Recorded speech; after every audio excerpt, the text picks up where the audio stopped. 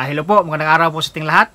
Ang ating pong pag-uusapan ngayon ay yung ASF incubation period. Ano nga ba ang ASF incubation period?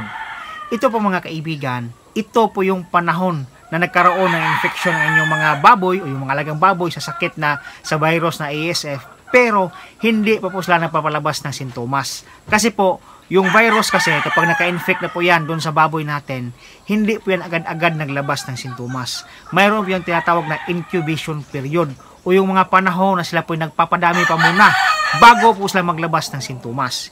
Yung incubation period ng ASF doon po sa katawan natin mga alagang baboy ay nasa 5 to 15 days. Halimbawa po mga kaibigan na infect po natin mga alagang baboy sa araw na ito ng ASF virus ay hindi pa siya magkakaroon ng sintomas. Siya po ay malakas pang kumain, masigla pa, hindi pa siya namamayat, hindi pa siya nilalagnat kasi po kaka-infect lang pa niya.